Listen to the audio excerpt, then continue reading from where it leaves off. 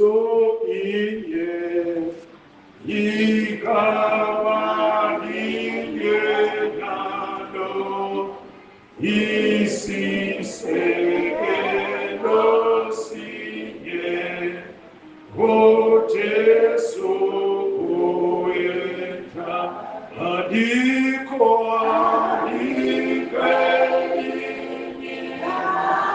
ikama esingasina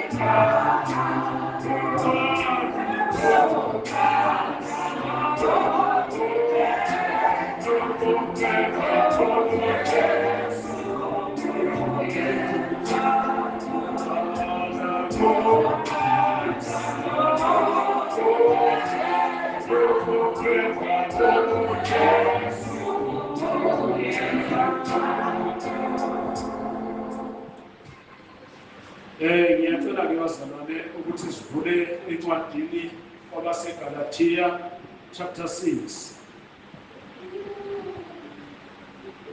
kwabaseGalatia chapter 6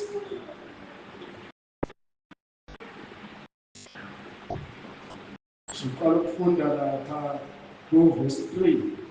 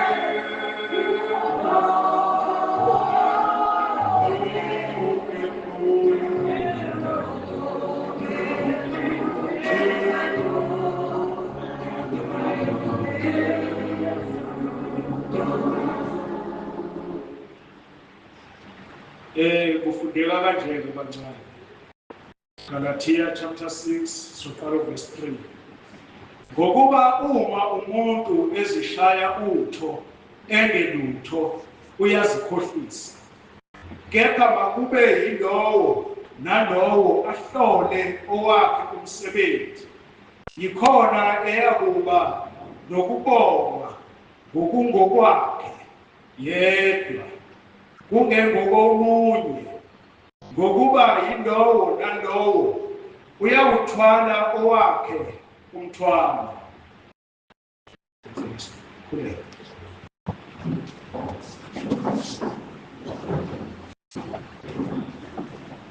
Baba izwi lakho liyaphinda ngiyakhuleka Nkosi ukuba ube khona Nkosi ube kanye nathi usivikele Nkosi emandleni esitha, usibiyele Nkosi kuyo yonke imimoya engaphazamisa Nkosi lenkonzo manje. Ngiyakhulela egameni likaJesu ophilayo, ngiyacela Nkosi usilondoloze, usigcine esandleni sakho sokulunga, silalele Nkosi izwi lakho. uNkulunkulu wami ngiyacela ukuba ungisebenzise ngenze lokhu Nkosi Jesu ofuna ngikwenze manje. Ngiyacela ngegama likaJesu ophilayo, uJesu Kristu inkosi. uJesu Kristu inkosi. Amen.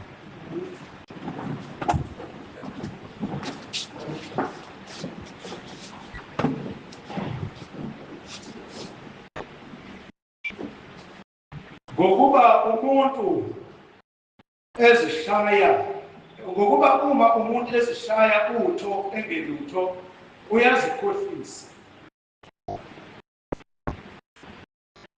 Uma umuntu ezishaya utho engelutho uyazikhohlisa.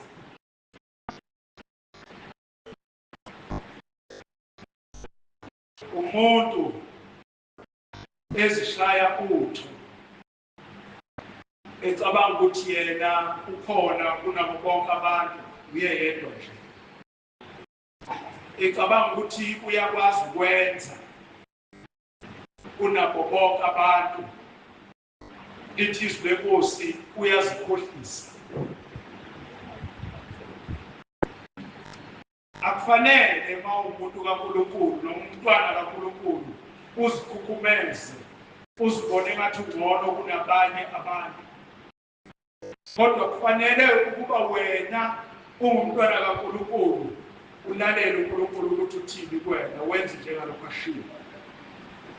Ngoba akuzukukusiza ukuhamba uzikhukhumeza, ukhombisa ukuthi wena usukholwa kakhulu, kanti akukho lutho.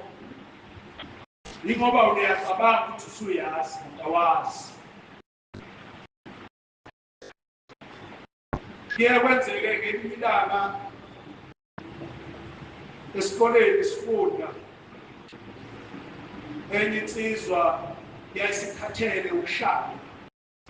Makubuzwa imibuzo, uthe makubuza umbuzo uthisha ebuza iklasi lonke, yaphakamisa insizwa kuqala kunathi, kanti ayazi lo mbuzo obuzwayo uwazi pendula khona. Yaphakamisa, seze emva kwayo nathi saphakamisa, sasiwazi-ke ngenhlanhla lowo mbuzo wawubuziwe. Ngebhadi laleyo nsizwa eyuthisha wavele wakhomba, kanti mina ngangazi ukuthi vela kazi. Ngezwe ubuhlungu, uthisha esemkhomba athi awuNkosi yami, lokuthi wavele wakukhomba lo muntu. Yini na wazenza owaziyo kanti akazi? Kanti inhloso yakhe yena wayesekhathele induku. Njalo bathiwa abangazi ngapha, abaziyo ngapha, yena shone laba abangazi wavela kazi. Kwakungemnandi-ke bafowethu, kwakubuhlungu ngoba lensizwa kwakunzima kakhulu. Ayimancane amathuba la yayiphendula khona i-answer efunakalayo.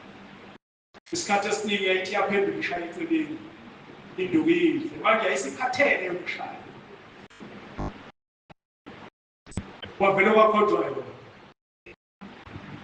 Uthisha ngalelo langa wavele washintsha ukwenza ukuthi bonke abavumelana nanomama abamphikisanayo wakhe, yaqala inkinga. Yaqala inkinga-ke manje. Yabona abantu beyisikaza bethi omunye athi ubona ukuthi isemzimane manje. Yasho induku ngenxa yalensizwa, yasho induku. Waphuma uthisha iklasi likhala ngempela ngoba ekugcineni akubanga yilo mbuzo kuphela. Waqhubeka uthisha wabuza eminye imibuzo, wagcina athi mina ngidlala ngami, angikwazi ukukhuluma kangaka, nesikhathi esikangaka anizwa. Hayi, waphuma washiya iklasi ikhala ngempela. Ngethuka ngoba kwashaya nalo engangiyitshela ukuthi uyazi. Ngimanga nje, awu. lona bengithi uyazi ngayiduku yamuhla. Ngakho-ke bazalwane, umuntu ezishaya utho engelutho uyazikhohlisa. Nathi uma sidla singayikhukhumezi ngaphandle sithi thina siyakholwa, asisenzi sono. USathane indoda ehlezi izula iphathele izimbi layo. Manje yakuthola ngawo uthima phansi. Uzowa mzalwane. Uzowa. Masuwile lo muntu kade ikhukhumeza kuyena. Uzothini? Lo muntu lo wayehlezi emshumayeza njalo. Namhlanje uwile. Owethu umsebenzi bazalwane ukuthi sihlale Jehova. Simnxusa sonke isikhathi ukuthi asiphe amandla ukuba sihambe indlela yokukhona. Ngoba lendlela le inzima ayilula. Ilikhuni ngempela futhi ungacabangi kuyadlala. Ukuze uyihambe ufuna ukuphakamisa isandla uthi Nkosi msize nakho la ngikhona. Uzokwazi ukuyihamba le nto. Kodwa uzofaka ukuthi la mina ngiyaya nje sokuthi zonke izinsuku. Hayi ahanjwa kanjani. Ayihanjwa ukuthi uyaye sokuthi zonke izinsuku cha. Ihanjwa ngemisebenzi. Nangokwazi ukuthi uJesu ubani kuwe. Uyinkosi nomsindisi nempilweni yakho. Uyamkholwa yini ukuthi uNkulunkulu wamvusa kwabafileyo? Yilokho kudingakala kithi singabazalwane. Namhlanje sizoxwayiswa la. Ngokuyitshela ukuthi siyazi kanti asazi. Siwutho kanti asilutho. Siyaxwayiswa ukuthi siqaphele ukuba singayitsheli ukuthi sesiyazi. Yingakho sonke isikhathi funa sihlezi siyithobile phambi kaNkulunkulu. Ngisho kumuntu odibana naye. Uma ithuba lokuthi ushumayeze. Kodwa ungayiphakamisi wena, phakamisa uJesu kulowo muntu. Ngoba nawe unoJesu nje, yingoba bafika umuntu washumayela kuwena.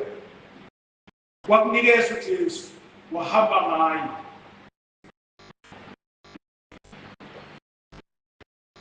Lithi izwi lapha kunumber 4, kepha makube yilo naloyo ahlole owakhe umsebenzi, yikhona eyakuba nokubongwa ngokwakhe. Hlola umsebenzi wakho ukuthi ngenza kahle yini. Ngiyamthethelela yini umfowethu uma ecela uxolo kumina. Ngiyamupha yini osweleyo. Olambile ngiyamupha yini ukudla noma ngiyamcisha ukuthi kusele kwami.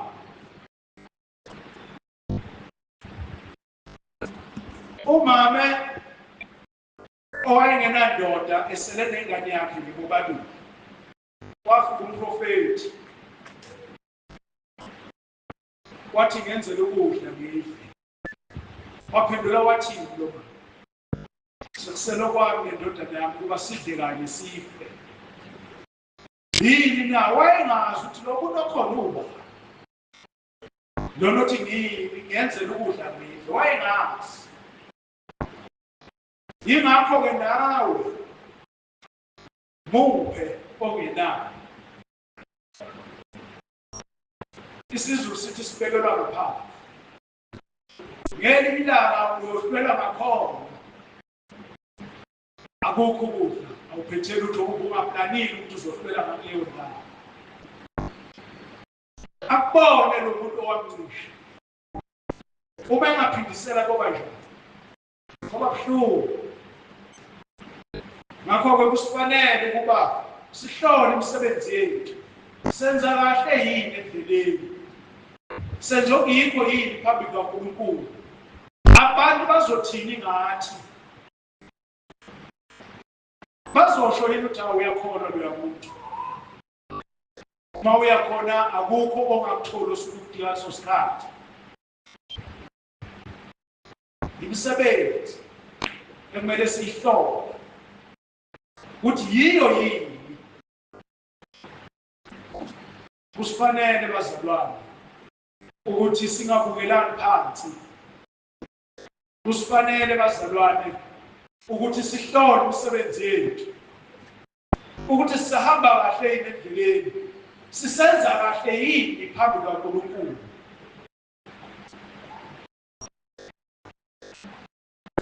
sinenhlanhla ke thina bazalwane ngoba namuhla nje sibe nenhlanhla uNkulunkulu sithandile wasilethela ubaba umama wafakazi ufakazi bakhe bumthinte kakhulu bazalwane bumthintile kakhulu hayi kancane bumthintile ngoba ngithe mangimlalela izinto ezisho okokuqala wabona ukuthi umuntu mangabe efa uye esogweni mangabe ngakhona bazalwane isogo la ekhaya hlezi kushunyayezwa ngaso ukuthi into ekhona hayi ukuthi asikho sikhona baningi kuba bayesivezele bona behambile bedlule ngisho esogweni bese bedlule ngisho nasezulwini ngenhlanhla bebuye ngoba kuwumusa nalokubuya abakutholayo ubaba uMbambo wathola umusa kaNkulunkulu okokuqala ekwaziwe zigebengu washayo wavuka wabuya wathiwa akabuya akakhosa wabuya wayilungisa indaba yakhe noJesu okwesibili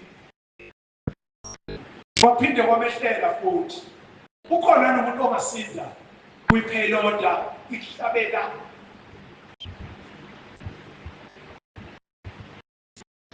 akulula ukuthi usinde mancane amathuba omunye ubhuti ngapha okhongolo kusahlala khona wakwazwa ngenye insizwa amathuba aphuma ngaphandle bazama ukuwabamba amathuba wabuyisele kwasho ukuthi isikhathi sesifikile akasindakwa hamba manje thina-ke owethu umsebenzi hlola imisebenzi yethu hlola ukuthi ngisahamba kahle yini leli thuba ngiyothola yini mina lokuthi ngibe umntwana ohawukelwayo ngibuyiswe sengibheke esihogweni ukuze ngiye ezulwini asihloleni bazalwane imisebenzi yethu unumber 5 uthi ngokuba yilowo naloyo uyakuthwala owakhe umthwalo kusho ukuthi uma ungenzi kahle yawulanda umthwalo wakho lo nohamba nawo uzufika esihlalweni senkosi ngisho lenyama ingabona le kodwa lo muntu ongaphakathi lenyama kaboni le mthwalo yenze emhlabeni uzolithwala uhambe nayo ufika khona yona eyokuthatha ukuphosa esifubeni qaphela ukuthi umthwalo uthwele udala umthwalo wokufaka ezulwini umthwalo wesesogweni kusifanele ukuthi ingathi besingacela uNkulunkulu asisize asithwalele imithwalo yethu singayithwali thina singayithwali imithwalo sithwalele uNkulunkulu funa size kuJesu sizovuma sithi uJesu Kristu uyinkosi sithi siyavuma ngemilomo yethu ukuthi uJesu Kristu uyinkosi kusifanele lokho sikholwe nangenhliziyo ukuthi ubaba wakuvusa obafulele ukuze umthwalo wethu asithwalele singasindwa thina sihambe nje kubelule emhlabeni masingezanga kuye sizoyithwala umthwalo. Khumbula ngelinye ilanga kukhuluma omunye umfundisi ethi wayekhuluma into eseBhayibhelini le ngokuzwa kwami ukuthi babenikwe iphambane ngisazi bangakhi ababenikezwe iphambane zazingalingani iphambane ababenikwa zona. Omunye wayethola esilulo, omunye athola esisindayo, omunye athola esifishane, omunye athola eside. Ingathi khona wagcina esinqamula ngoba sasimsini kanti akabuzanga ukuthi kuyiwaphi lesi siphambano uzowela ngaso lapha yamasekumele uwena. Bonke ababefika emfuleni babeke iphambano zabo ukuze bawezile baphashe. Lona wasinqamula ngoba umthwalo wakhe umsini hayi wahluleka ukuwena, wahluleka ukuwena. Ngakho-ke imithwalo yethu sizoyithwala kaziba ungakanani umthwalo ukhandayo wena usakwazi ukuphatha na noma usuyakusinda. Ukhona uJesu ozokuthwalela lowo mthwalo. Ukhona uJesu ukuthi size enkonzweni zonke iy'nsuku awuyibheke ukuthi njengoba ngize enkonzweni iyamvuma yini uJesu, ngiyakholwa yini ukuthi uJesu ukhona uyaphila, uyinkosi nomsindisi noma uJesu nje. Ukubheke lokho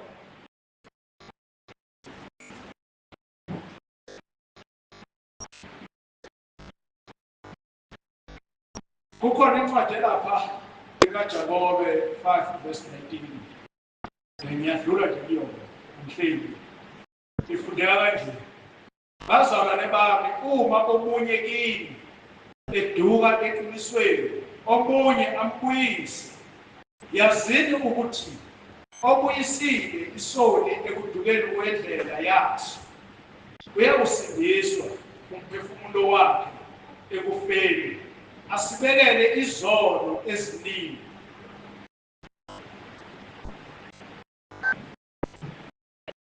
Asibekele izono eziningi.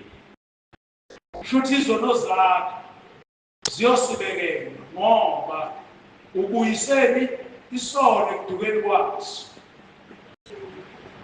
Uyikhandela umthwalo njalo ukuthi ube njalo ube lula uma wenza kanjalo.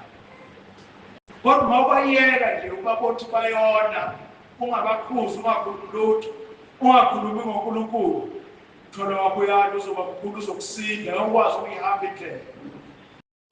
Uyozusho ukuthi hawu kanti abakholwayo benza njani. Kubuze wena ukhona uthi kanti abakholwayo benza njani. Kuzobe sekucaca-ke lapho ukuthi kahle wena hayi ngoba ukhona uyabalandela abakholwayo. Singabalandeli bazalwana, senze uNkulunkulu afuna sikwenze. Asihlale kuJesu, yena ozosithwalela imithwalo yethu nezono zethu uyayisibekela. Lezi ezingaphambili manje kumele sihlale sihambe kahle endleleni, senze okuhle, singayikhukhumezi, singayishayi utho kubanye abantu, kepha senze uNkulunkulu ngendlela afuna senze ngayo, sibe ngabantwana bakaNkulunkulu. Ilokho kuyosisiza, kuyosiphumelelisa.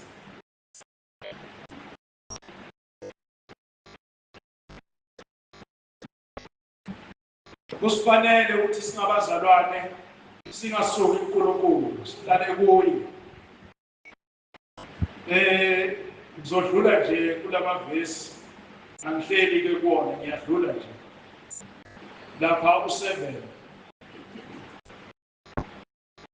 Ningaduki, uNkulunkulu akahlekwa, ngokuba lokho akuhlanganyelayo umuntu lokho wokuvuna ushizi lenkosi akusho mina. Uma uhlanganyela nabantu uyovuna khona.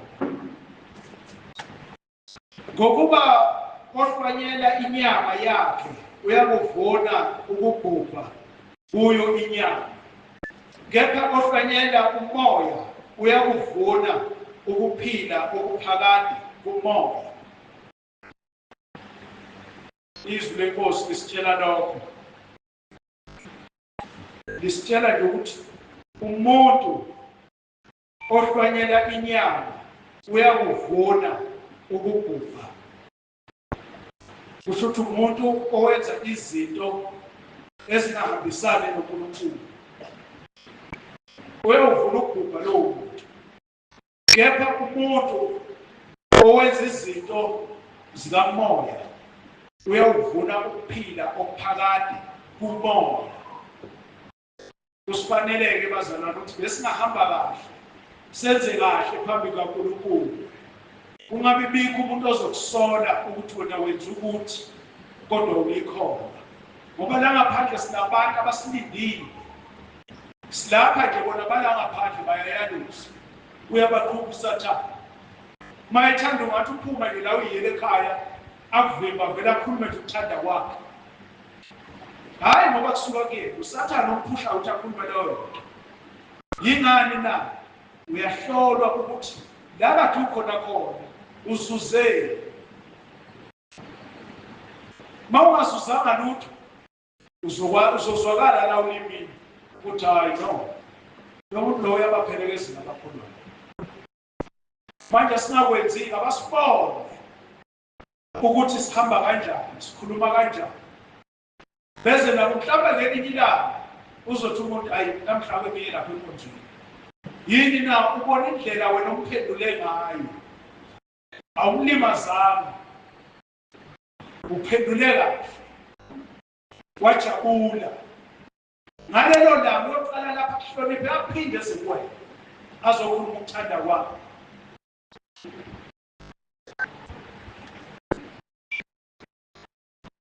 Number 9. Kepha masingakhathali ekwenzeni okuhle. Ngokuba siyakuvuna ngesikhathi esifaneleyo uma singadanganga. Izwi lithi asenzeni okuhle singakhathali kwenza. Sikwenze njalo njalo. Ngoba sizovuna okuhle uma senze njalo. Sibe njengabantwana abenza kahle ngaso sonke isikhathi. uNkulunkulu yena osilekelela kuzo zonke izimo esibhekana nazo ngaphansi kokuthunjelana. Uyosiza uNkulunkulu asiqobele konke okuyinkinga nokuyikhathaza kuthina. Sibuyele emuva nje sengihamba ngiyohlala phansi. Sifunde uGalatia chapter 6 soqala verse 3.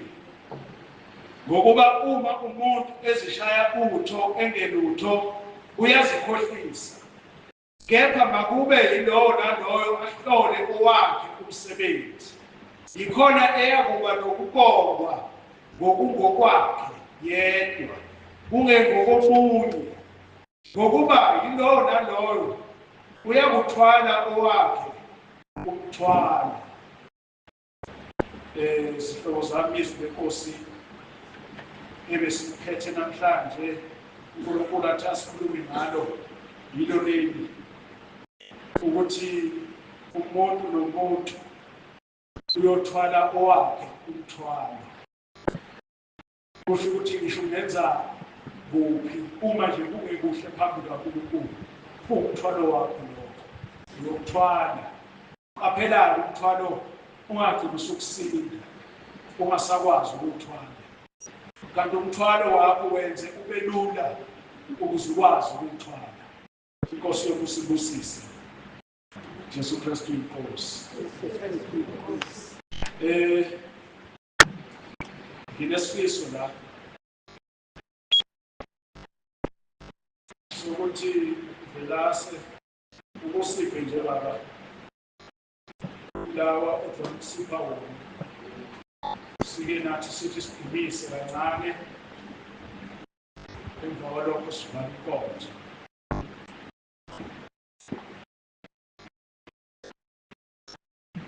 Likolele imali mayikhona mayiqeda ubaba umtheni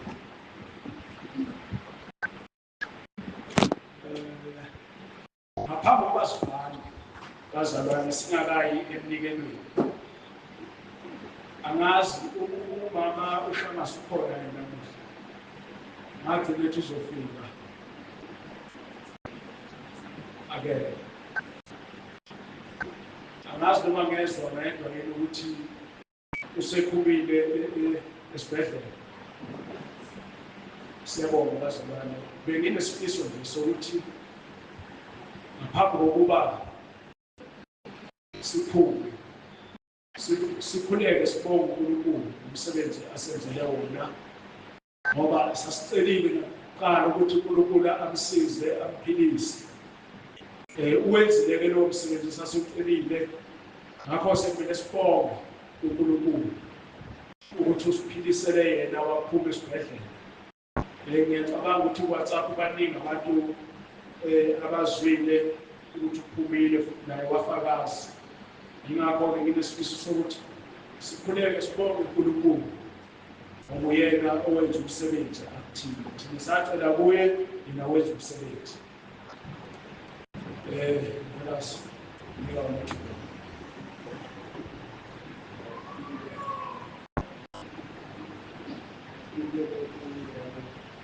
1:16.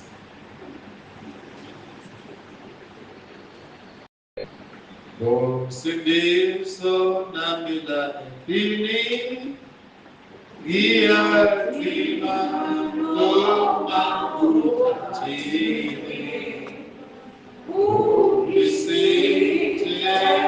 sibukuni